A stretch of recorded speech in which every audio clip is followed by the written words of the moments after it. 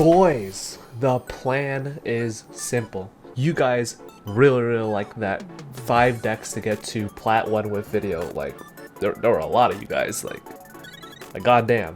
But anyways, I wanted to show you guys 5 more decks that anybody can make it all the way to Plat 1 with, especially on a budget. If you guys really like this sort of video, be sure to let me know in the comment section down below, and be sure to hit that sub button, blow this video up. And yeah, let's just jump straight into them.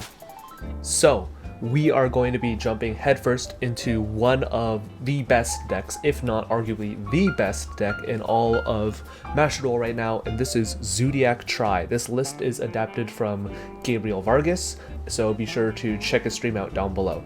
And I'm going to give you guys a brief overview of what the cards do and of course the history of this deck. So Zodiac Tri Brigade is a pretty neat deck. It has a lot of incidental synergies with the Tri Brigades who need Beasts, Beast Warrior, and or Wing Beasts. And the Zodiacs, fortunately, are Beast Warriors, and you are able to use the Zodiacs as a either normal summon engine to go into stuff like Trident.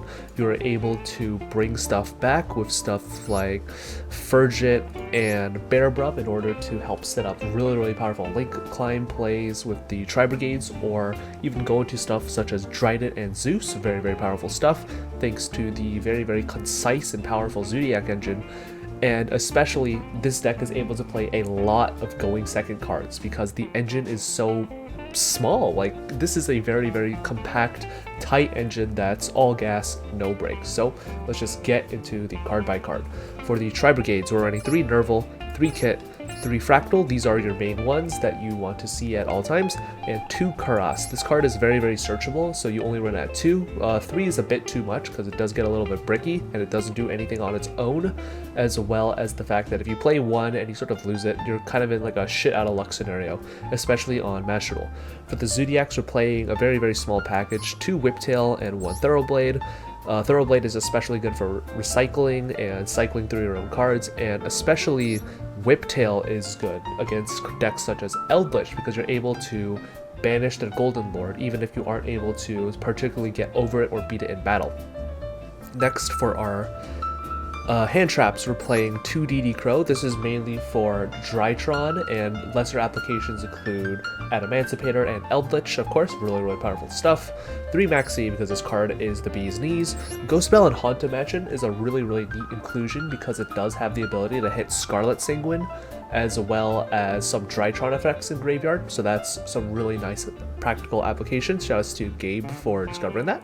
We also have 2 Nibiru, the problem being you never want to play 3. It's just really bricky and dead in a lot of matchups, but in the matchups where it is live, extremely potent. But of course you're going to be drawing into multiple copies of Nibiru, so you only want to play 2, and you can even play only 1 if you really need to. Next, we have, for our board breakers, we have 1 Harpy's Feather Duster, 1 Cosmic Cyclone, and of course 3 Forbidden Droplet. Very, pretty self-explanatory stuff. Forbidden Droplet handles the monster effects, and Feather Duster and Cosmic handle back row. For consistency, we're running 3 Desires and 3 Tenki, and the best card in the deck, Tri Brigade Revolt. If you guys remember Return from the Different Dimension, this is just that, but on crack. You get to link summon as well, and usually you're going to be summoning your Tri Brigade Shurag, the Ominous Omen, in order to both recycle resources and banish shit on your opponent's field. It's absolutely insane. If this deck makes it to turn 3 or 4, it's over. Like, you cannot beat it. For the extra deck, we're playing 1 Zodiac Tiger Mortar, 1 Zodiac Trident, 1 Zodiac Borbo, and 1 Zodiac Chakanine. These are just your basic Zodiac extra deck stuff where you're able to sort of climb and do a bunch of link plays. Note that the Chakanine plus Tiger Mortar combo allows you to go to Fairjit with only a normal summon, so that's really nice to keep in mind. Also 1 Zeus because Borbo is of course an Xyz that can attack directly, so that's super nice. 1 Salamangreat Almirage to link off a normal summoned Nerval or Kit into. You used to play Link Karibo, but when Kit got released, everyone was just like, fuck it, we're playing Almirage, might as well. Additionally, it does have the nice property where it can tribute itself to clear up your EMZ. So that's also super nice. 1 Ancient Warrior's Oath Double Dragon Lords, who is your Compulse on legs. 1 Tri Brigade Fergit, 1 Tri Brigade Bearbrum. You used to play 2 of each. You could arguably play like a 2-2 or like a 2-1, but people have started shaving it down to 1-1 because this meta is very, very fast, and realistically you won't ever need the second, or you won't ever really need the second one.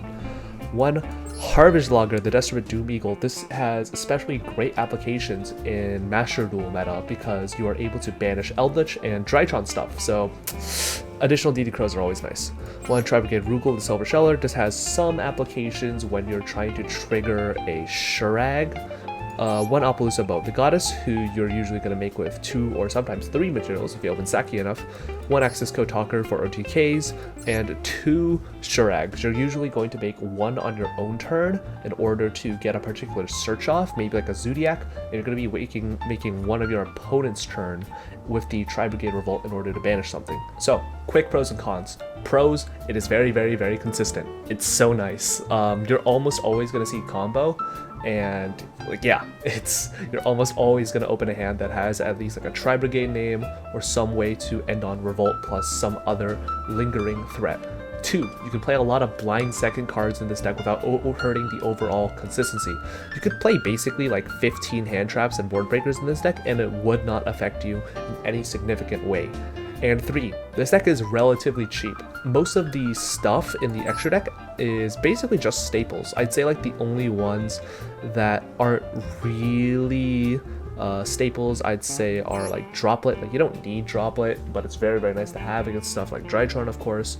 Additionally, like Double Dragon Lords and Shurag don't really have that much application outside of specifically Tri-Brigade, but only having to spend like 5 to 7 URs on a deck where everything else is sort of just like staple hand traps and etc., I'd say is a pretty good budget option. So let's talk about the cons. 1, this deck doesn't always open the insane gamer combo. Sometimes you're able to open like Apollo, Double Dragon Lords, blah blah blah blah blah, but sometimes you're just sort of ending on like Trident Pass, which can be really frustrating at times when you just get like Lightning Stormed out, all your back row, your opponent plays through a single pop, and you get full Drytron comboed, so that's, you know, kind of cringe. 2, this deck does require a couple cards in hand to make work. Stuff like Karas does need enablers, and getting hand trapped on this deck at specific crucial choke points, well, not really choke points, but choke points that vary from hand to hand, those can be turn ending and very, very devastating. Some hands you could play through like Ash, Ogre, Veiler very, very easily. Some hands you get Ashed on like Fractal and you pass turn. 3, unfortunately, this deck has a really, really big weakness to spot removal. You only have 2 ways to summon, your normal and Karas. It is very, very easy to interrupt this deck, and although it does play pretty easily into negation, stuff like Ash Blossom and other cards similar to that are relatively weak against this deck. Stuff like Effect Veiler or other Tridents, or even just something like Raigeki Break can really mess up your day. But overall, I think this is an incredible mid-range deck. I recommend that if you want the best mid-range deck in the game, play this. It is that good. Next, we have Virtual World. This is a very, very powerful deck. I don't think I need to explain to some of you guys how powerful Virtual World can be. Even fucking Nux took this shit to Plat 1. Like, this deck is very, very cool, and I want to show this deck off to you guys. So, let's just get into the card by card, of course. First, hand traps. We've got 3 Maxi because it's Hell World, 2 Siphon Gear Gamma. This does have a lot of practical applications in Virtual World, funnily enough, with specifically Nian Nian. Nian Nian is able to shuffle back the banished driver, so your second Gamma is sometimes online, which I find really funny. 3 Ash Blossom, and 1 Infinite Impermanence. I don't know why they're playing 1 Imperm. Yeah, I just found this list online.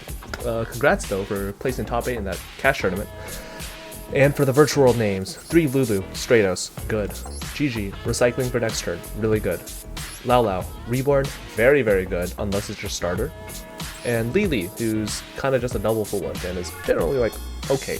Nian Nian is going to be the main card that you're sending, and Nian Nian is your extender and sometimes your normal summon, which is, you know, a little sus. Next, we've got Virtual World City Kowloon, who's usually going to be grabbing you Virtual World Gate Zuche, your pop. You've got Virtual World Qinglong, your dump and searcher in the grave. It can also have applications on board in order to negate stuff that might be fucking you over. Stuff like Colossus is really, really nice to negate with your Qinglong. And another gate that we want in the graveyard are Zhuanwu, who's our monster Reborn. For consistency, we're playing 3 Pot of Prosperity, 2 Emergency Teleport, and 2 Called by the Grave. This deck does have like a little bit of issues when it comes to hand traps at specific points, particularly something like Ash on Lulu or Lao can be really annoying. And of course this deck does have a weakness to Nibiru to a certain extent. But who the fuck is main deck thinking Nibiru, am I right? Anyways, for our synchros, we're playing Windstardust Charge Warrior for the star line, and it draws us a card. Coral Dragon, because it does the same thing, but it's also a tuner, which is super cool.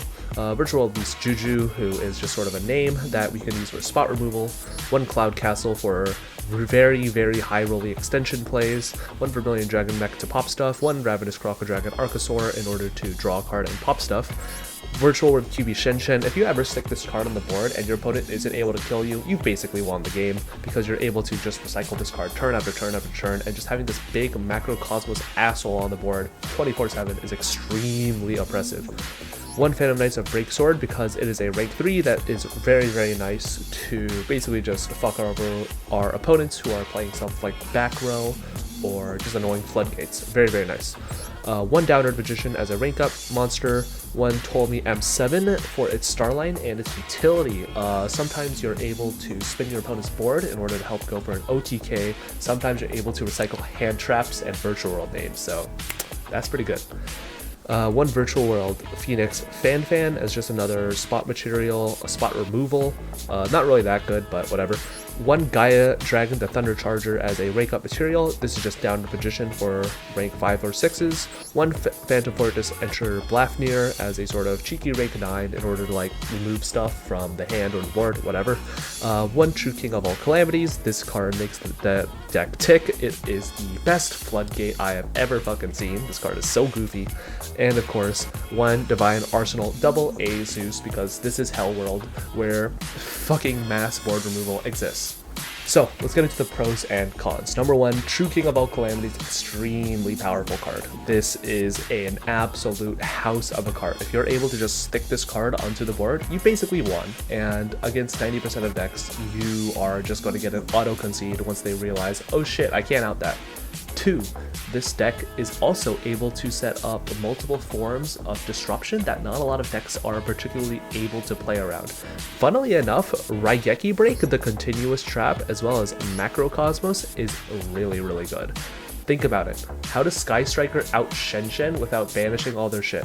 How does Eldritch out the Shen without having to commit a lot of like Elvixirs that end up getting banished, or Conquistador that is only able to get rid of the Shen once the Eldritch is on board? And of course, what happens if the Eldritch gets banished? Really, really powerful stuff. And 3, this deck is pretty cheap.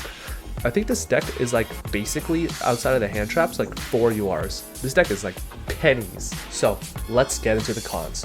Number 1, this deck is weirdly inconsistent at times. It does have to do with the fact that you're playing a lot of virtual world names, most particularly the spells and the traps, and of course some of the high level monstered.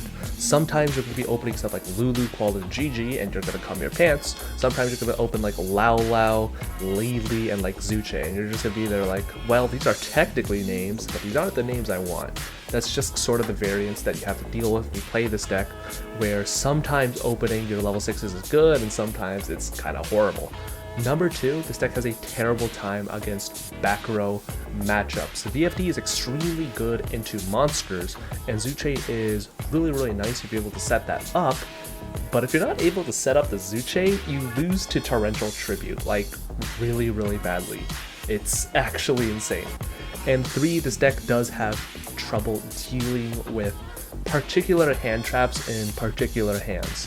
This deck is very, very reliant on effects going off in the hand in regards to their monsters, because obviously you are able to get a lot of resources in your hand in order to use those effects. But if your Lulu or Lao get negated, you're basically in a really, really tight spot to how the fuck do I make this VFD very, very fast sort of scramble. But overall, I think this deck is extremely good. It is a very, very powerful combo deck. It is able to summon one of the best boss monsters in the game currently. and it does have the cards to use and abuse just the entire Synchro and XYZ pool that often gets underutilized. Stuff like Stardust Charge, stuff like Cloud Castle, Vermilion, Ravenous Trucker Dragon, M7.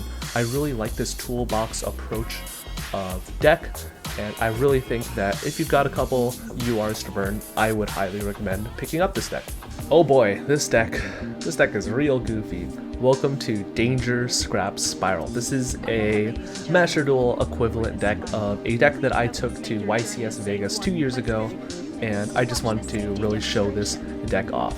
So, Danger Scrap Spiral is a sort of variant of Spiral where you are playing specifically to see as many cards as possible, as well as set up the Scrap Engine. Scrap Engine is extremely powerful. You're able to use stuff like Scrap Recycler to send Jet Synchron, and Jet Synchron can discard something like a mission in order to revive itself, and then you're going to use the Recycler plus something else in order to go into Scrap Wyvern, which will summon your Golem from deck, which will summon the Recycler, which of course can send something like Drone if you really want to revive that with something like a Big Red or a Rescue, and you are able to make Appaloosa very, very, very easily, which is really nice. Getting that 3 material Appaloosa is super cool. The Dangers also add a new layer of consistency that I do really like.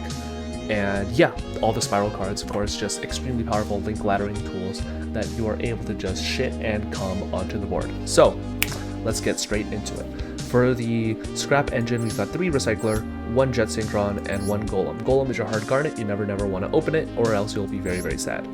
Next, we are playing for the Spirals, so 1 Spiral Quick Fix, 1 Spiral Gear Drone, and of course the 2 Master Plans and the 1 Super Agent, as well as the 1 Sleeper and the 1 Last Resort. Quick Fix is going to be your main searcher. You're going to search your gears with this, specifically in the order you're going to want to grab Big Red first in order to reborn something like Master Plan. Then you're going to want to grab your Last Resort. Then you're going to want to grab like Tripwire, and then it doesn't really matter what you grab on. I don't even know if there's anything else you can grab. I don't know, I don't play this game. Additionally, you're also able to grab Drone if you have special summon the Quick Fix and you want to guarantee you know what the top card of your opponent's deck is, so you can use something like Drone. However, in a pinch, you can use Spiral Super Agent searched off something like Resort or Master Plan in order to sort of blind call and see if you get it right or not before you go into Double Helix. Of course, Master Plan is your mission searcher, as well as your field spell and generic dude searcher, very powerful card. Last Resort, of course, is to enable your Spiral Sleeper, very nice. Sleeper obviously targets itself and 2 other cards on the field, on your opponent's field specifically, and because Last Resort is protecting it, Sleeper doesn't destroy itself, but it will destroy the other guys. For the other Spiral cards, we got Big Red, the Reborn. You could play 2, but I couldn't really find space for the 3rd one. If I had to cut something for it for the 2nd one, I'd probably cut like Foolish Barrel Goods, but Goods has some application. It's really nitty-gritty. We're playing 3 Spiral Resort because this card is broken. We're playing 1 Spiral Mission Rescue and 3 Spiral Mission Assault. Nope, that's opposite. 1 Assault, 3 Rescue. Rescues are Reborn, and Assault is your summon from hand. Then you're playing 1 Utility Wire because this is your main way to get rid of stuff that is not really particularly monster-based. And usually you played it to get rid of stuff like Mystic Mine, but in here you could use it to get rid of continuous stuff like Floodgates, like Goes and Match, or a really annoying Eldritch cards, because those things are fucking cringe. Anyways, for the 1-ofs, we're playing 1 Monster Reborn for extension, 1 Terraforming to Search Resort, and 1 1-for-1 in order to grab something like Souls or a Quick Fix out of the deck. Super nice. 2 Foolish Barrel Goods for corner cases to send something like a Rescue or an Assault in order to get a card out of our hand. 2 Called by the Grave in order to insulate against hand traps, and 3 Forbidden Droplet in order to crack boards. Next, for the extra deck, we're playing 1 Sylvan Princess Sprite. You're usually going to be making a rank 1 with something like Quick Fix and either a Souls or a Drone in order to be able to use Quick Fix's Graveyard Revive effect multiple times, because it's not once per turn and it does banish itself when it leaves the field, so detaching it as material for a rank 1 is very nice in order to start looping it. You don't have to play Princess Sprite. You can play Restful Starling if you want to play like a 1-of DD Crow. You can also experiment with Where Art Thou in order to search that 1-of DD Crow. but Princess Sprite is just generically the best one that doesn't require any additional main deck space. For OTKs, or well, not really OTKs, but as a Zeus enabler, we're playing One Assembled Nightingale, and of course the Zeus. We've got Link Rebo for specific cases where we want to like link off a quick fix in order to revive it, or in case we just need something in the graveyard, like our Jet Synchron, in order to get like a mission into the graveyard because we have like something in grave we want to revive, just sort of that sort of deal. We're playing 2 double Helix. You're going to use 1 on your turn and 1 for follow-up turns in case your board gets broken, of course. 1 Nightmare Cerberus, 1 Nightmare Phoenix. Cerberus, I forgot the reason why we played Cerberus. I remember Bowden told me why we played it, but I forgot, so I hate you. I don't know. Discard Outlet. That's my reasoning. 1 Nightmare Phoenix to pop back row, 1 Scrap Wyvern in order to enable the entire Scrap line. Remember, if you open Golem, you will cry. 1 Barricade Board Blocker as a discard outlet, and it can also add back Spiral Resorts you may have cycled through, so that's also super convenient. 1 Tri-Gate Wizard as our Link Climbing Omni Negate, which is super duper nice. Be sure to save this for only cards that break your board. Do not shotgun this on something like a Rhoda, and then you lose the Lightning Storm and cry. Anyways, we got 1 Nightmare Unicorn, 1 Celine, Queen of the Master Magicians, who was able to revive Master Plan, which is super goofy. 1 Appaloosa Bow the Goddess in order to link climb into with either the Scraps or the Celine plus Master Plan, and of course 1 Access Code for OTKs. Let's talk about the pros and cons. The pros, it's got a really high power level. You've got the Scraps, you've got the Dangers, you've got so many cards that enable such a high level of power ceiling and just combo potential that this deck has stratospheric levels of ability to combo off.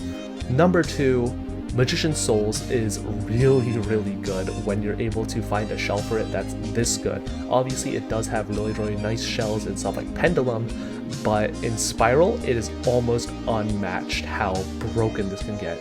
It is, oh my god, it has synergies with Resort. The missions that you're able to discard to draw 2 in order to draw more SAC cards, you go to rank 1s, it's a link ladder material, really nice. And 3, this deck is able to go both first and second relatively easily, assuming you're not playing against something that's setting up like a floodgate. Like if your opponent's ending on 2 to 3 interruptions, or your opponent may have like 2 or 3 hand traps in hand, you can honestly play through those hand traps and interruptions pretty fine most of the time, which is really insane to think about. And especially against inexperienced opponents who might just be negating a Master Plan search for a mission, it can absolutely be devastating for opponents who are not prepared for it. So let's talk about the cons. Number 1, this deck does suffer from consistency issues. This does rely on the fact that you are playing a lot of fun of stuff like the Jet Synchron, stuff like the Master Plans that you're playing at 2, stuff like the Scrap Golem, and especially your extenders sometimes, where you open all extenders and none of the monsters that you need for those extenders to be enabled. Like, what's Foolish Burial Goods doing if you don't have access to a Spiral monster? Nothing. 2, this deck has a really bad time against board breakers. Your only Omni negate is Tri-Gate Wizard, and although you're able to set up monster negates and disruption very easily, you don't have as good access to stuff like Omni negates in order to play around stuff like Evenly Matched or Lightning Storm. Obviously, like a Spiral Sleeper may survive, but basically like 4 interruptions from your board just got wiped, so keep that in mind. And 3, this deck sometimes loses to specific hand traps. Sometimes Ash on something like Scrap Recycler or DD Crow on a Master Plan Engrave can really screw up your day. Even Droll can sometimes just absolutely mollywop you, which some people are actually starting to play in the main deck for stuff like Drytron and Tri-Lyric, and it does have incidental hits against this as well. But overall, this is a very powerful and very funny deck to play, and I would honestly consider playing it, but just be aware this deck is a little expensive, especially with 3 souls, but overall, I really love this deck. This deck is arguably my favorite combo deck of all time, and yeah, there's a reason I paid like $1,000 to play this shit in paper. It was just that fun. Let's slow it down a bit. Let's talk about True Draco. True Draco cards, Floodgates, you love him, you hate him. Let's get into the card by card. You've got 1 Majesty Maiden, our Monster Searcher, 3 Ignis Heat, our Spell Searcher, and 3 Dynamite Knight, the Trap Searcher. Don't at me, but Dynamite Knight is better than Masterpiece by like a long margin. Like a long margin. Like holy shit, this card is broken. The trap cards in True Draco are just so powerful. 4 other True Draco cards, we're playing 1 Dragonic Diagram, our Field Spell, which also buffs our guys. If you do have 3 True Draco monsters on the board, it is OTK, so that's really funny. Obviously not Majesty Maiden, because that card is dookie. Anyways, we've got 3 True Draco Heritage, our Card Drawer and Cycler. This is your main card that you want to be searching in the mirror match, and by the way, in the mirror match, go second. You will auto-win. Because True Draco Heritage applies for both fields. So have fun with your literal triple upstart. I guess that's just Card of the Mice too. Anyways, we've got Disciples of the True Draco Phoenix, your Daigusto Emerald, and of course 3 Apocalypse and 2 True King's Return. You don't really want the 3rd True King's Return because True King's Return kind of sucks. True King's Return just isn't as good as a lot of people think, and it does kind of fuck with your Monarch's Erupt, but usually in 99% of scenarios, it's called the Haunted every single turn. Who fucking cares? It's a True Draco card, it's searchable, but it's not that good. Play it at 2, but Apocalypse, it is very nice. It is the attack anti-steroid, I guess. Anyways, for consistency, we're playing 1 Terraforming, 3 Card of the Demise, and 3 Pot of Duality. Very powerful stuff. Obviously, Card of the Demise is really nice for us because we're not special summoning 99.99% of the time, unless like that turn we True King returned for specific instances, like maybe we needed to clear a specific monster. Pot of Duality, obviously good. It's good. Kaiju Coliseum is a pretty high roll card. You might want to cut this for maybe like 3 Max C or maybe like 3 Forbidden Droplet, but note that cards that stay in your hand a lot, stuff like hand traps or etc., they do have nombos with Card of Demise, so just keep that in mind. For trap cards and monkey cards, 3 Solemn Judgment so we don't lose a Lightning Storm or Feather Duster, 2 Anti-Spell Fragrance so we don't lose to Lightning Storm or Harpy's Feather Duster, 3 Skill Drain, and 3 Monarch's Erupt in order to tell our opponent, hey bro, I heard you're trying to have fun. No. So, anyways, it's fucking True Draco. Let's just get into the pros and cons. Pros, this deck is really cheap. You don't even need to buy Judgments. I think the only UR you need in this deck is Terraforming. Like, holy shit, this deck is cheap. 2, this deck is strong. You're able to set up very powerful floodgates, and you can even play more floodgates if you really want to. Stuff like Rivalry of the Warlords, Gozen Match is also pretty good. There Can Be Only One is extremely good, but it's also a UR, which is kind of cringe, so fuck that.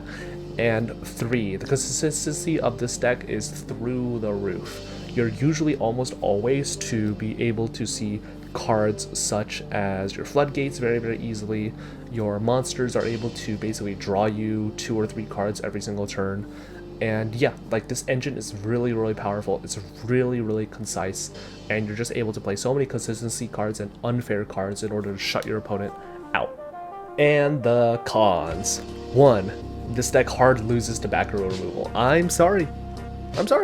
You will lose to Lightning Storm, you will lose to Evenly, you will lose to Twin Twister. Those will be the main sources of your losses. 2, this deck is also very reliant on seeing your floodgates. If you somehow don't manage to get away into something like a Skill Drain, an Erupt, a Judgment, or like an Anti-Spell when you really need it, you are kind of a sitting duck. The True Draco cards are really powerful for 2017, but in 2022, on their own, they're not as good, unfortunately.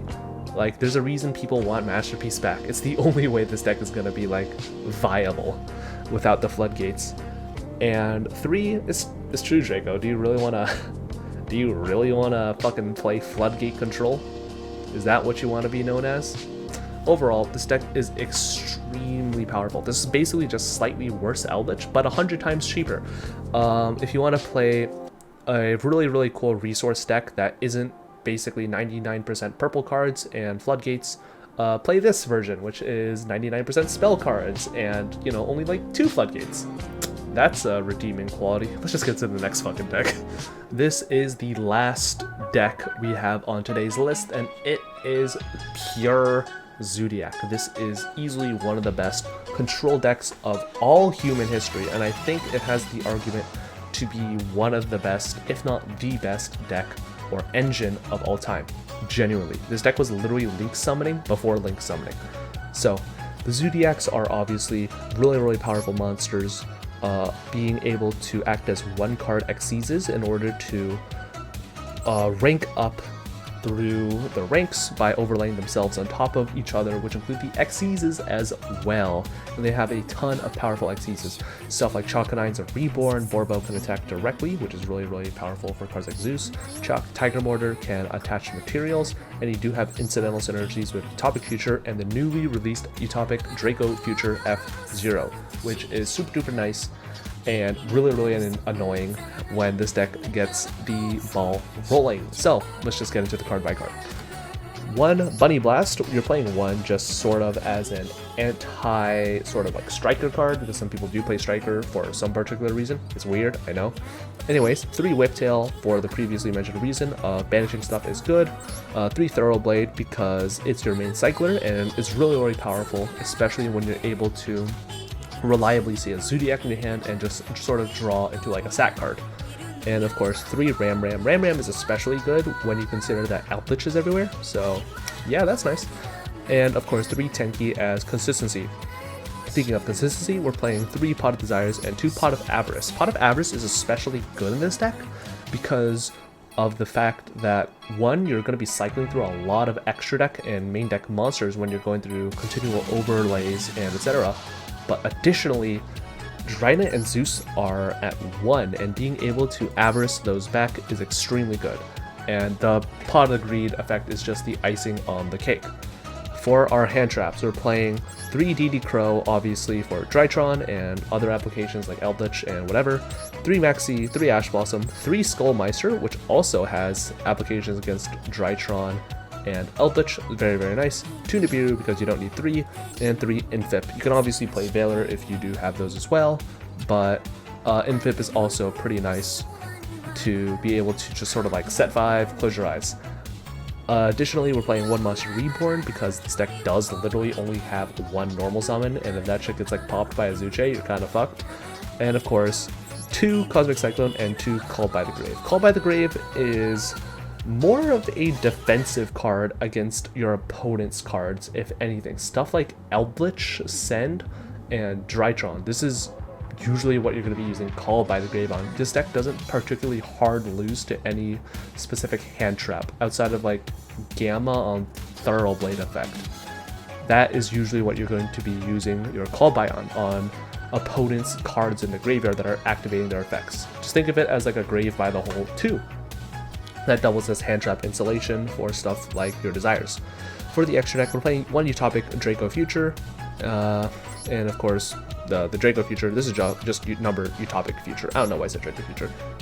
This is very easy to make because the Zodiacs are all rank 4s that don't have numbers, so that's super nice. 3 Tiger Mortar because it is really good. 3 Chakanine, 2 Borbo, 2 Hammer Kong, and 1 Trident. Trident's usually just the best one because it's a pop, and Borbo helps you attack directly. That's basically all the relevant information you need to know. Vespinato is sort of really nice for piercing and simplified game states if you just sort of need like a big booty that floats. Vespinato is your main guy for that. And of course, 1 Divine Arsenal Double A Zeus Sky Thunder. Oh my god. Zeus with like 50 materials underneath it because you're able to just stack and then go into like a 6 material Zeus. Absolutely broken. That's one of the reasons why this card got put from 3 to 1 in the OCG. This is why, because Zodiac is just so goofy. Say it with me, gamers. Pros and cons. Pros: this deck, much like Tri Brigade Zodiac, is able to play a ton of board breakers and consistency cards. The Triple Desires, the Avarices, the Call by the Graves, the DD Crows, the Skullmeisters, the Maxis, the Ash Blossoms, all of those cards add up to make an extremely powerful main deck suite of just generic toolbox stuff that your opponent kind of has to chew through or get fucked. 2. This deck has an extremely powerful extra deck as well. The extra deck is extremely powerful in this deck in particular, especially You have Draco Future, who is a negate. You have Divine Arsenal Zeus, who is able to, with multiple wipes, just completely shut down your opponent's plays and whatever they're trying to do in the form of disruption. And Trident is always, you know, Trident. Obviously, you're not ending on like 50 combo board negates, but just the general toolboxiness of this deck and just the general application of how good these very simple effects are is where this deck really, really shines. And 3, you ever see like a 6 material Zeus? You ever see a Zeus use this effect 3 times? That shit's nuts. And the cons. 1, this deck has 1 normal summon. You better make that shit count.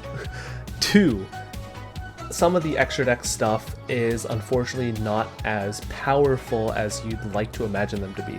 Obviously, like we mentioned earlier, you're running a lot of very powerful extra deck stuff like Draco Future, Trident, and Zeus, but unlike in a combo deck where you're going to be able to summon all of those like in Tri-Brigade Zoo, in this particular deck, you're only going to be able to end on one of them at a time usually.